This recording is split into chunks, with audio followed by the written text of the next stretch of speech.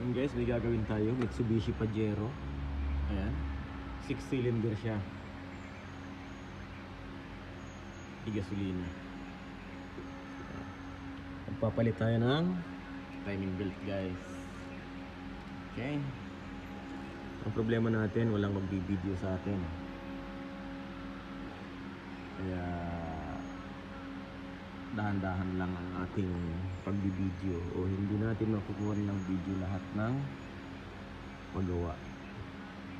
Yan, natanggal na natin yung fan.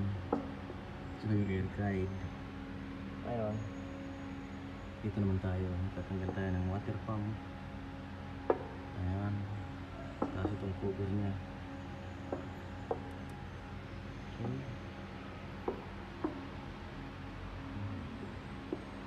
Mas mabuti pa dyan sa atin sa Pilipinas ang Pajero ay ano lang 4056.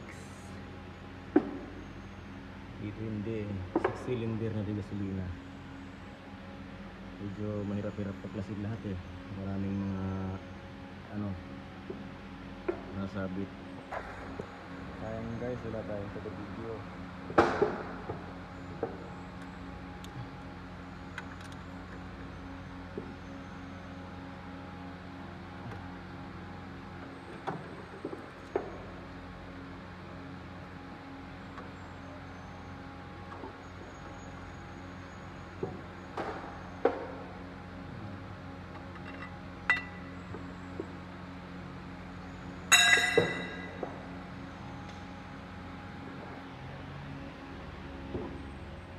Tatanggalin natin lahat ng bracket na yan.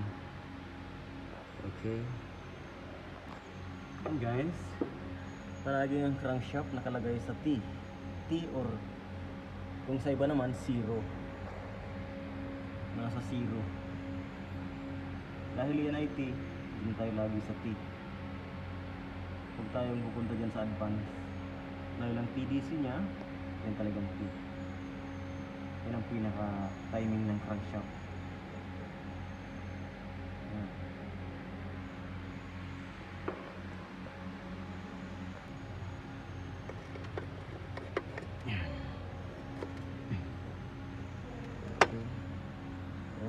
Ito na ang timing belt guys.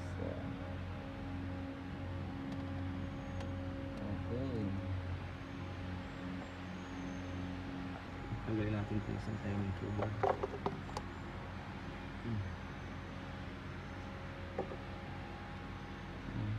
Ito yung kanyang timing guide, timing mark.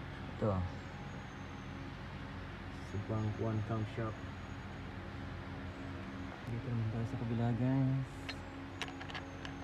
Okay, ayan, nahugot na natin.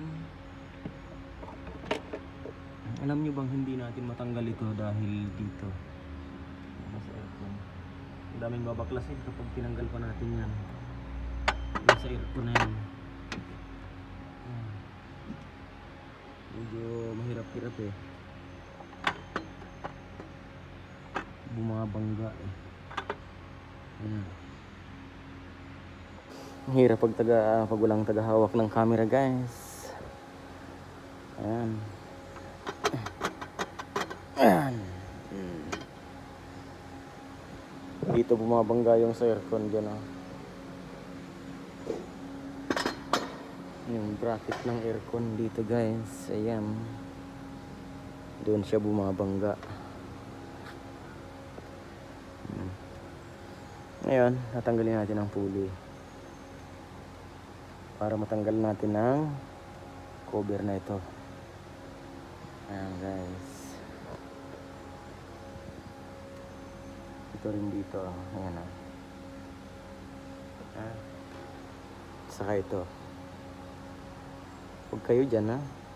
Mali yan. Dito.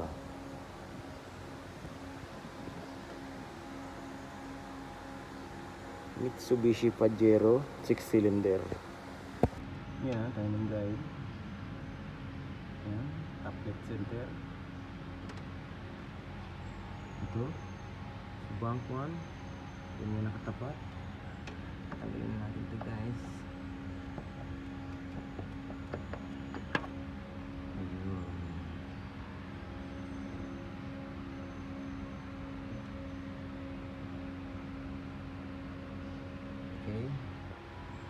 natin ang timing sa crankshaft. Yan guys, nakikita niya.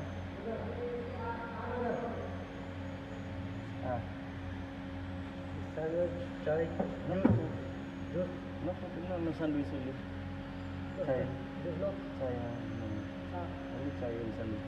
Yan guys, yan. Yan ang timing niya. Yan. Tapos dito sa kabila. Yan siya guys. Okay.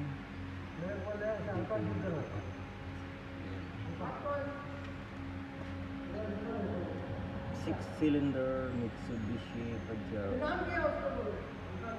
Timing belt replacement. Tanggalin natin to guys. Tensioner.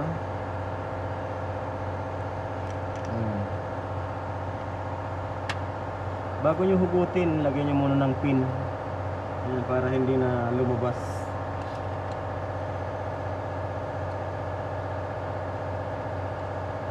Dahil mahirap yan papasukin, naka shock.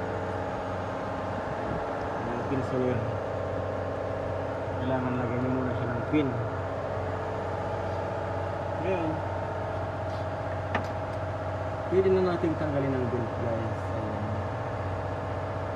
Ayan na siya.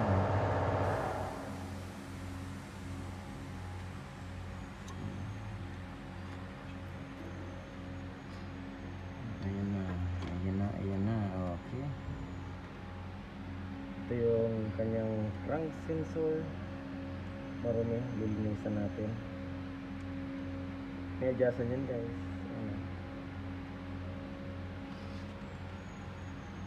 Ito yung timing sa crankshaft.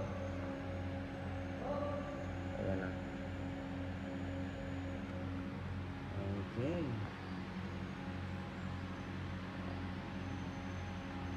Ito yung bago niya. Made in Japan.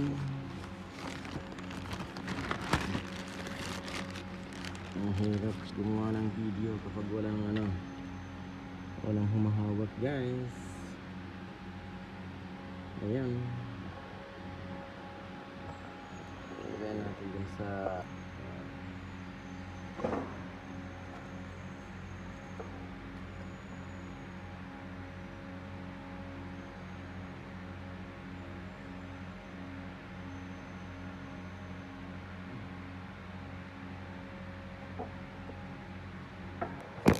ay,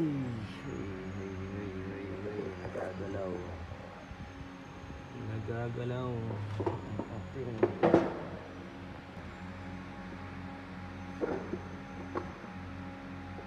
saan tayo nandyan, saan ko na itapon.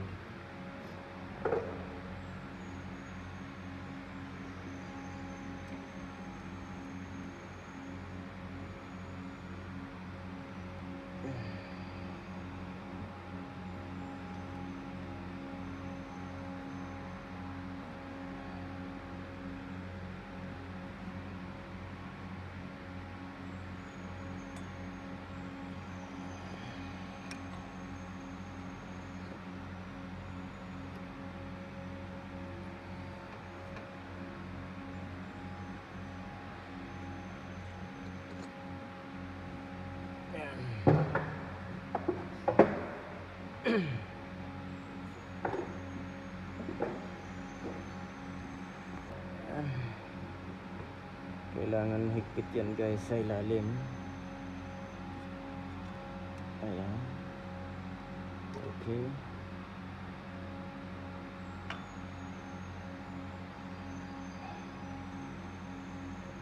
Para hindi tayo mawala sa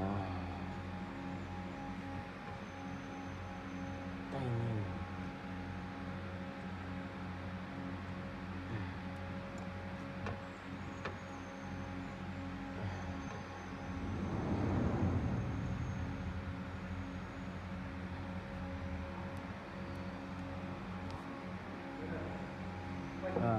No problem, wait.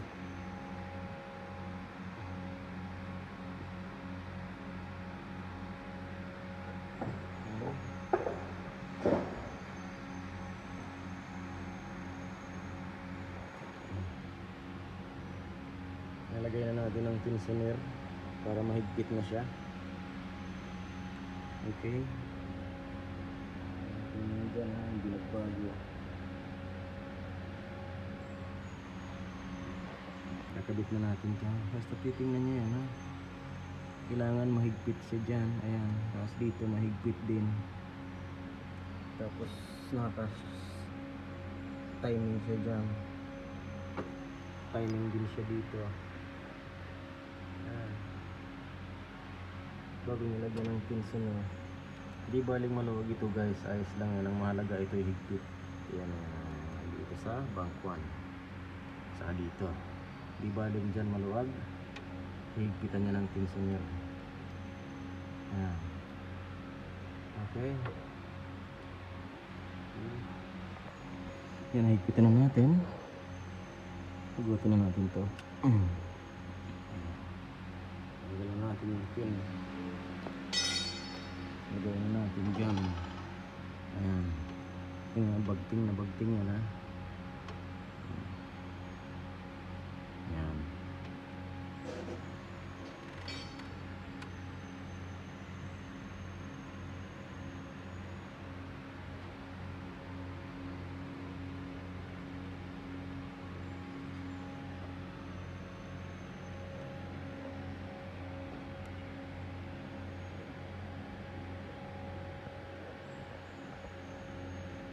Okay.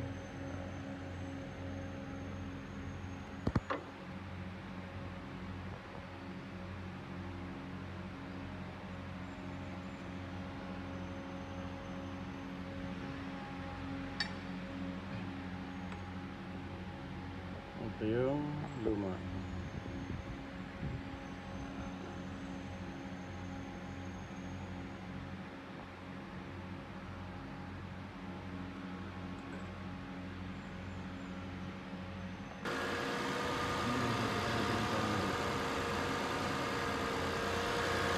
Ano ba?